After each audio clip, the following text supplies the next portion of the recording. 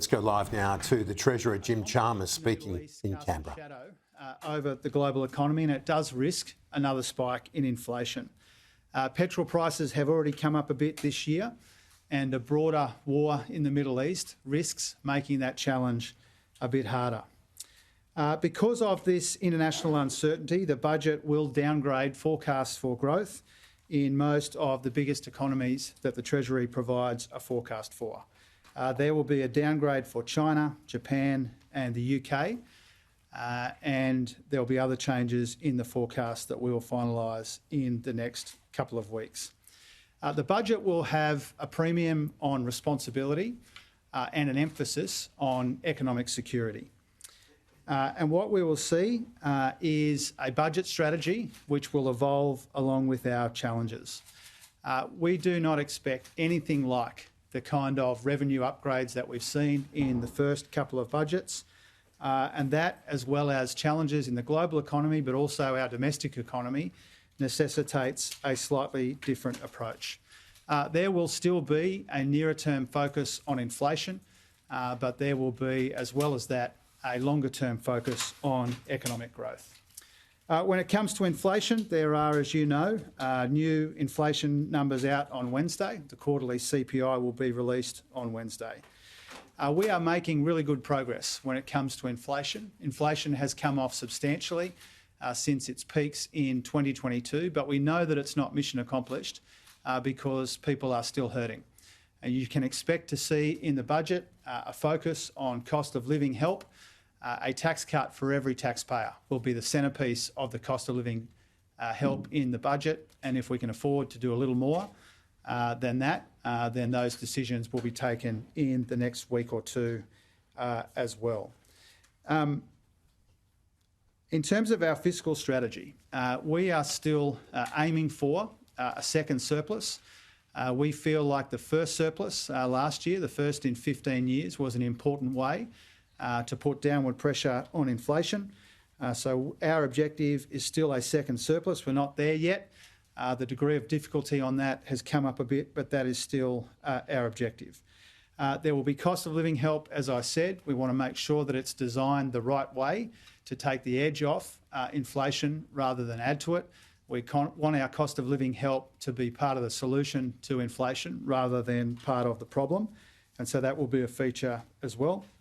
And as I said before, there will be substantial investments in the future of our economy, laying the foundations of growth into the future as well. The last issue I wanted to touch on before I took your questions is we welcome the support from the business community for our climate disclosure regime. Investors with more than $80 trillion in assets back our plans strongly and unequivocally. Now, this should make the Coalition think again about their opposition to our climate disclosure regime. This regime will help investors play their part in making Australia a renewable energy superpower as part of a future made in Australia. We recognise, and the investors recognise, that the big opportunities for Australia are at the intersection of our industry, our energy, our resources base, our human capital base, and our attractiveness as an investment destination as well. A future made in Australia is how we line up our national security and economic security imperatives at the same time as we make ourselves an indispensable part of the global net zero economy into the future. And once again, in addition to cost of living help, in addition to economic responsibility, you can obviously expect a future made in Australia to be a big feature of the budget in 3 weeks tomorrow. Okay, happy to take some questions and to impose some order on it. We'll go Liza up the back and then we'll work our way towards the front. Treasurer, how concerned are you that the current GST funding model could result in New South Wales losing its AAA credit rating, and does it motivate you to change it? Well, a couple of things about that. As you'd expect, I engage respectfully and pretty frequently with Treasurer Mookie and indeed with the Treasurers of all the states and territories. Our inclination, our preference is to always try and work with states and territories rather than work against them. We need to recognise the pressures on all of our budgets, not just the pressures on some of our budgets. The first thing I think to note is that Decisions around the allocation of the GST are taken at arm's length from the government by the Commonwealth Grants Commission, and it's not unusual for a state or a territory at different times in the history of the Commonwealth Grants Commission to have a different view about the allocation. It's also entirely unsurprising that the states and territories would like more money to fund their priorities. I understand that as well. New South Wales is already receiving billions of dollars in extra funding from the Albanese government in the form of support for health and hospitals, investment in housing, and the extension of the no worse off guarantee as well. And that, as I said, is because we do recognise the pressure on state and territory budgets, but it would be easy but wrong to blame the Commonwealth government for those pressures. It would be easy but wrong for any state or any territory to blame the Commonwealth government for the pressures on their own budget.